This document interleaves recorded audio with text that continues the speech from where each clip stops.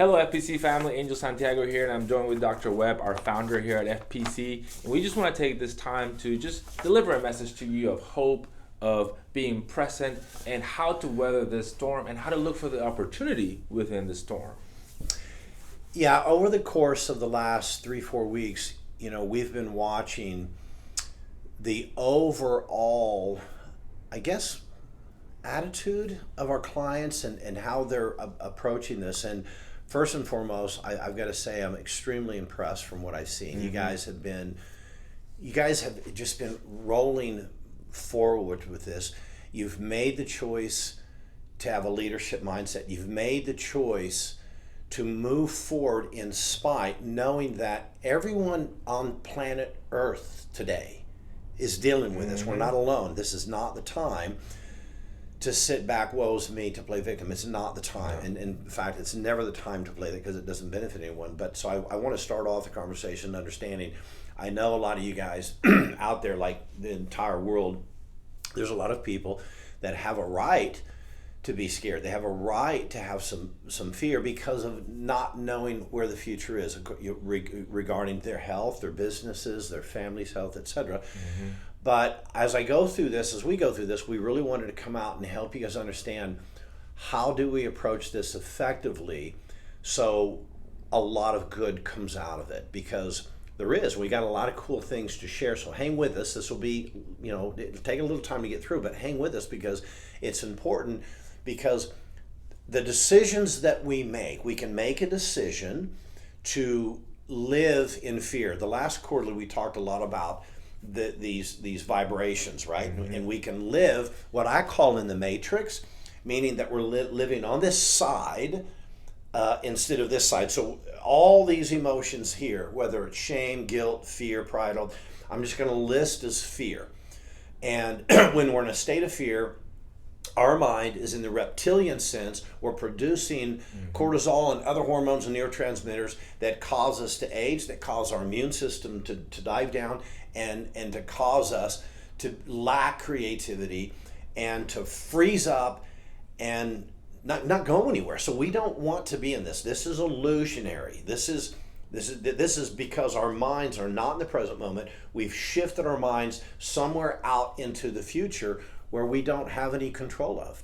We have no control of the future. The future doesn't exist. Only now exists. And in the future, it'll be now. And so I want to help you guys recognize that it is a choice that we all have to make.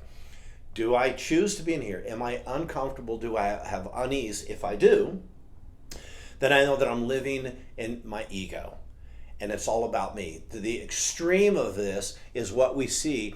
If you looked at this COVID virus and you said, hey, I suggest maybe they are doing studies, obviously, right. But is there a simulation going on?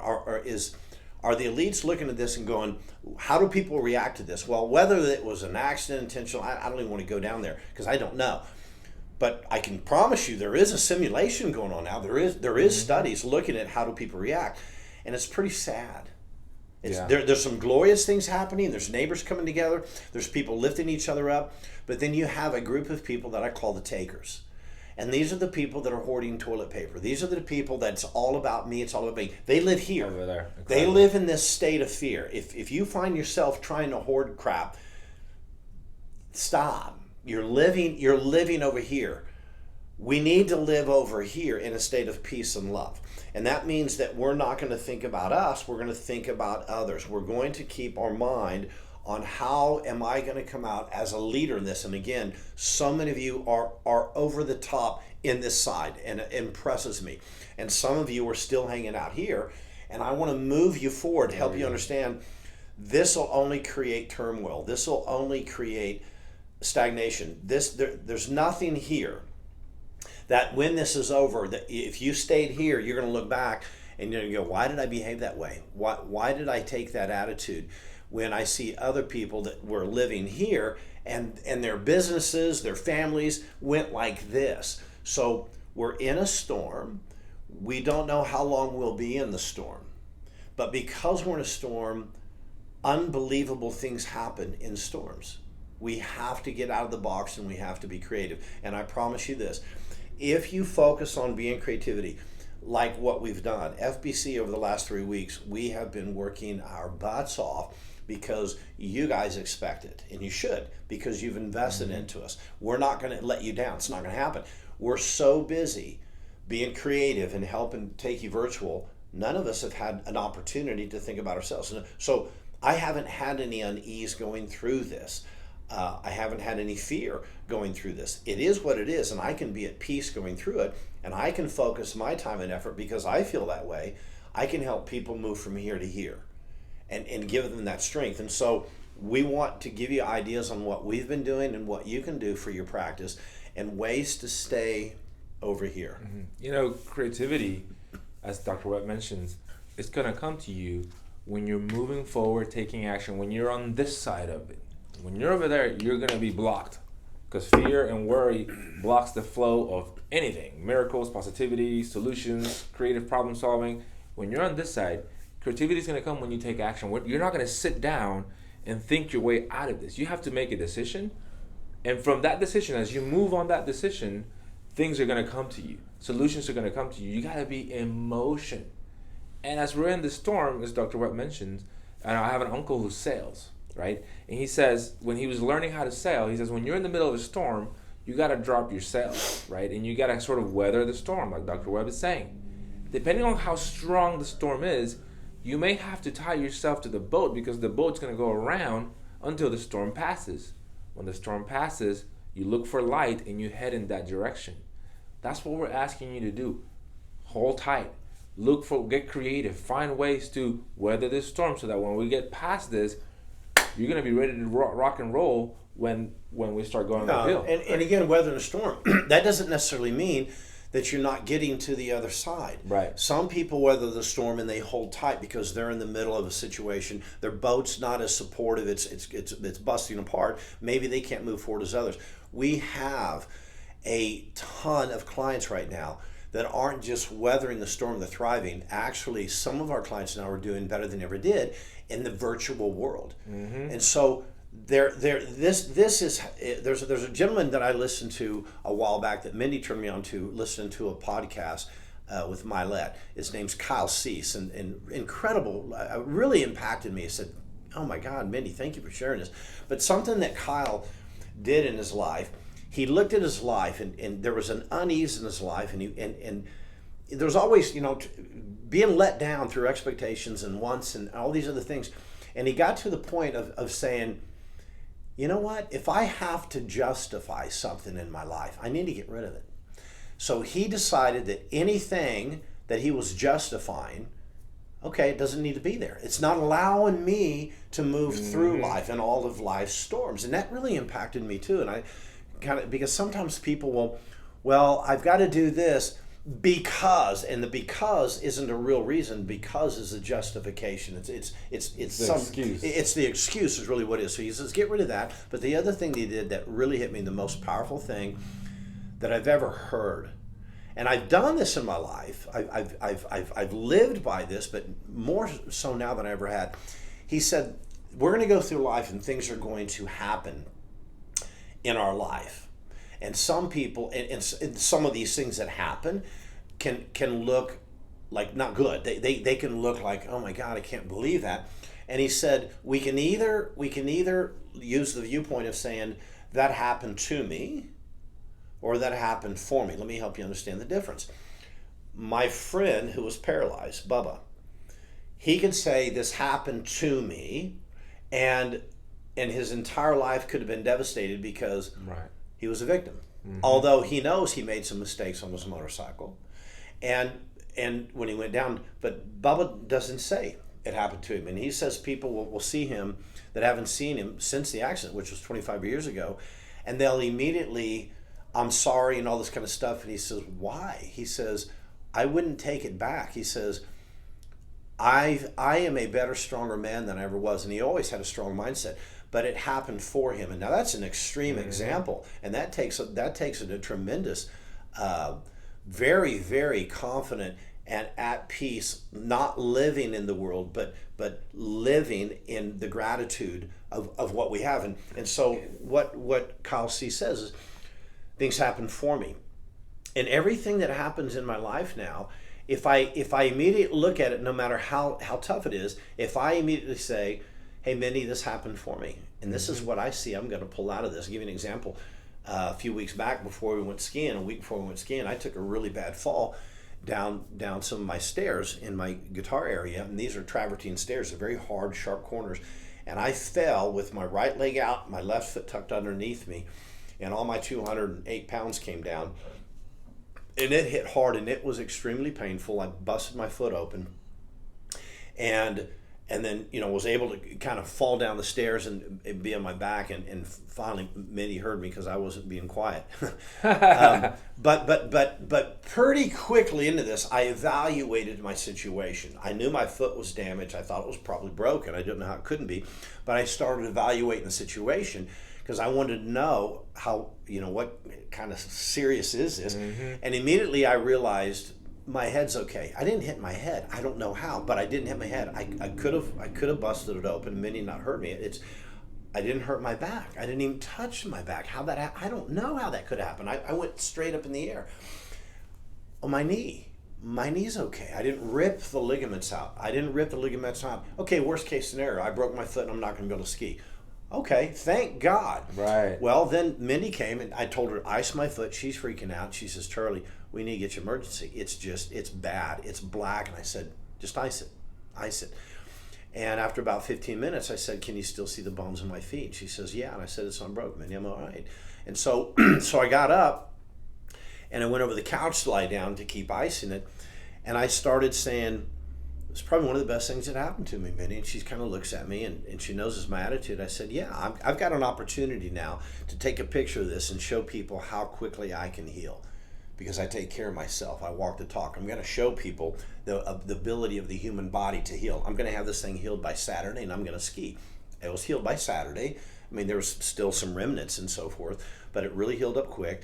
I said, I got to thank God for how healthy I am. I don't break bones when I fall. And here I am. It just proved the point. I'm almost 60. And so I was giving gratitude to that. And I said, and I learned to be present. I was actually going down those stairs. I had my phone in my hand looking at some music. That's why I went and got my phone to get my music.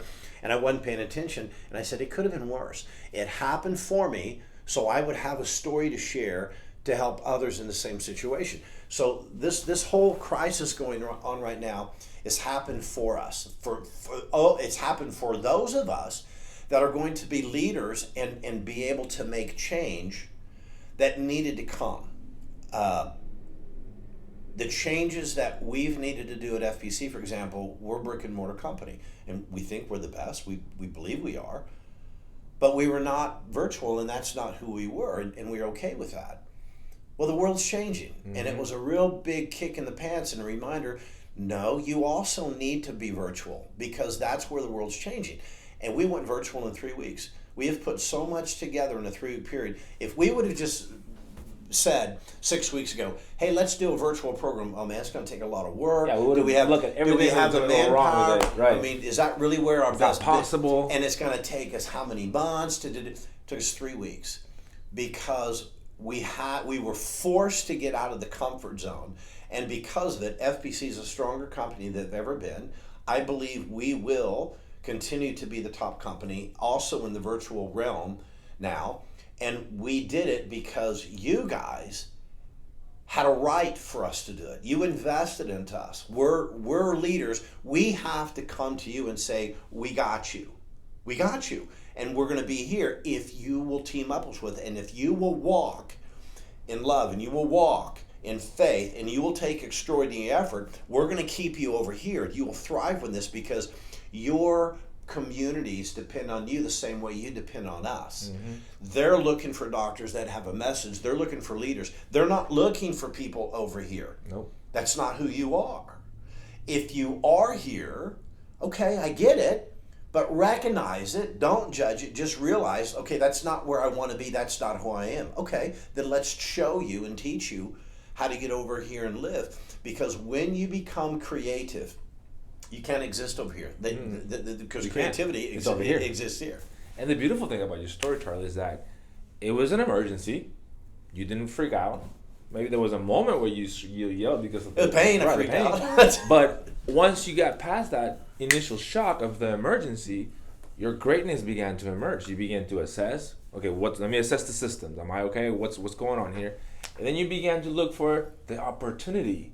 And that's what we want you to do. Look for the opportunity within here. We talked about this a little while ago. What have you been praying for? This is your answer. What have you been asking God, the universe, whatever the God means to you? What have you been praying for that now you're getting the opportunity and the time to do it? I believe that we've lost how to be a community, and we're learning how to do that now.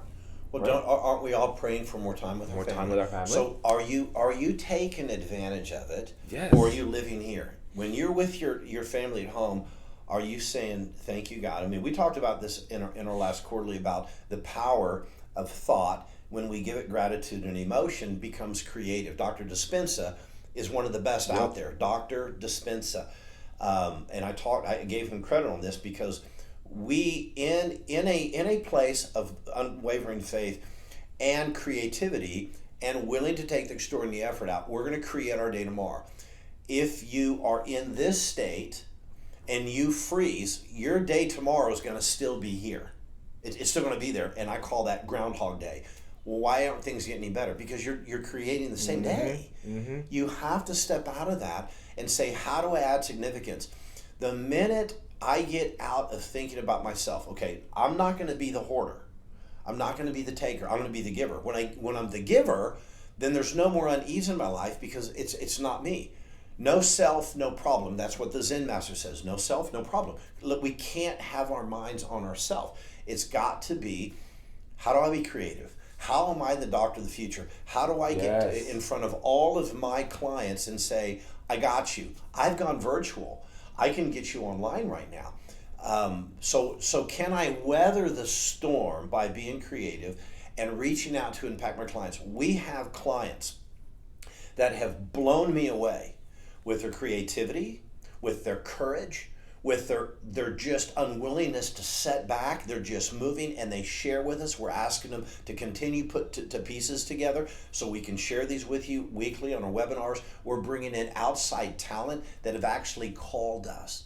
Charlie, Pete Vargas here, Charlie, Chris Smith here, Charlie. I mean, all these people calling up going, how can I help your clients? Because they know we're leaders here. They know you're leaders here. They're willing to give their time to say, we're all in this together. We're Americans. We're coming in. What are we going to do? Cannot be this sitting back here. No.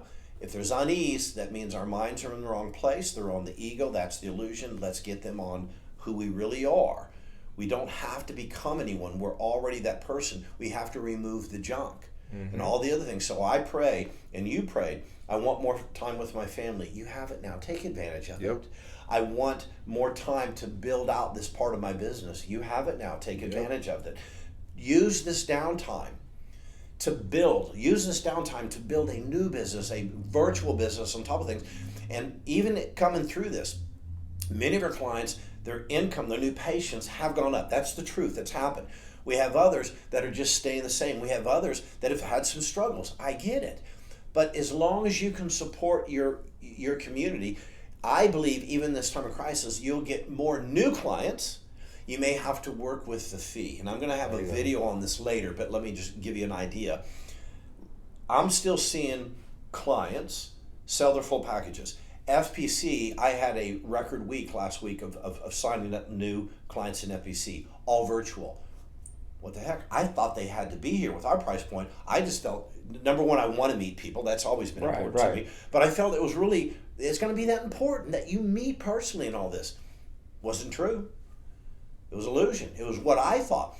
I don't think we're going to go back to those discovery calls or discovery days because it's an extra challenge for people to get here, to fly here, to leave the bread. Or another opportunity to come up with another excuse of why I can't. Or why I can't, whatever. Right. So all I know is now we've moved people from strategy calls to discovery day within a couple of days instead of a month or whatever, and then they can't do it, and then something else has happened, and so we're moving people. It's still the same program. They're moving into it. Now, I'm agile. I want you guys to be agile. Yeah. So with the new clients coming in right now, coronavirus, I've allowed them to come in, and I would have done it for you too. I've allowed them to come in for the first 90 days at half the price to help them through here because they're a new client. They haven't built what you have. They're not in motion. They're not doing it. So they a lot of them don't even have any of the wellness side. So I got to be agile. I'm asking you to be agile. So you can still deliver the same thing to these prospects. And if it's a 6-month program for $7,000, you present it that way. A lot of people are not affected by the money now. Some people never will in this. They'll write it through. But there are going to be some people that come to you that, I need your help.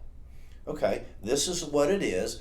I get that, but I can't right now because my husband's not working or whatever it is. I got you. But I'm not going to let you go. I'm not going to say this, because here's why you came to me.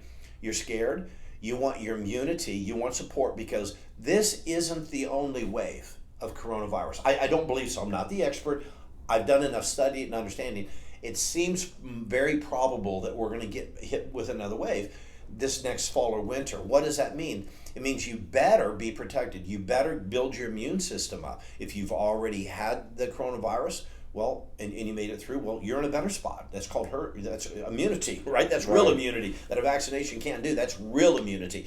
So that's a good place too. But if not, build it. And so what can I do to ensure that this person gets help, but affordable? Well, John, what we can do is, this is the program. I'm not going to have you commit to that right now. But you understand that's your program. That's your Superman program. Let me just have you commit to the first part of the program, which will build immunity, seal the gut, heal you, give you the right things to do that you can take back to your family. And that 10 weeks, that's $2,600. Let's start with that. Let's commit to that and get, okay, I can do that. Okay, so you're still moving people in. You're adding significance. And you're going to add a lot more people in because people are hungry. Most doctors are just sitting back in their chairs now playing victim. So can I get a lot more clients coming in? Can I get income coming in, weather the storm? Can I do things to keep my overhead down? Like if I'm not in my office, John Litton's going to put a deal out on what you can do with that lease payment. If you're paying for something that you can't use, like my lease, they don't let me to go in my practice. You can work with your landlord. There's ways to do that because you're not using it. If you're using something for your practice now, you can't stop that. Like there are some marketing you need to do now. You need to get the message out because it's being picked up. Our webinars for our prospects are better than they've ever been. We've spent virtually nothing on the marketing and we're filling these webinars up. Why? People are home. People are waiting for answers. They're sick and tired of watching the news. They want, I need good news. You're the one that's going to give them the good news. This is not a time to sit back. This is a time to take advantage because the future's here and it's changing. The future's moving faster than you think. That's a new book by Stephen Colbert. Highly recommend it. On the next 10 years, there's a tremendous amount of abundance that's going to take place for those who are agile and prepare. Right now, you guys being agile and moving into this virtual platform, you're way out of the game. This storm will pass. And I think we'll probably be getting back to normal within the next 10 weeks or so. It's not very far away. Yeah. And maybe earlier, it's not very far away. But there's no reason that you have to wait for 10 weeks when right now people that have, every person out there, the majority of them, 80% of them, their doctor's not out giving this. Right. They don't know who you are unless you go out and you get your message out. You're the leader. You're the owner of your business, so own it. Get in front of this. You're being called to the front lines. So let's get out there and let's do it. You're going to do just fine if you're agile, if you're flexible. Listen, crises just help us get rid of the stuff that doesn't work, the stuff that's unnecessary in all levels, in your personal life, in your professional life. Right now, it's almost like a decluttering of everything to build something even better. And I challenge you, again, going back to the thinking, if this is happening for me, not against me or not to me, I challenge you to think back at any difficult time of your life. Did it grow you or did it destroy you? And if you're listening to us now, and if you're here now, it grew you. This is not going to be any different. Always remember that. You've been here before. It's a choice, guys, and I appreciate you listening, but it really is a choice. It's not the things that happen, if you want to say to us or for us. It's not those. It's how we take it. It's how we how we move forward with it, and to be able to look back at a challenge and say, thank God that happened for me. You're there. And it's just a choice.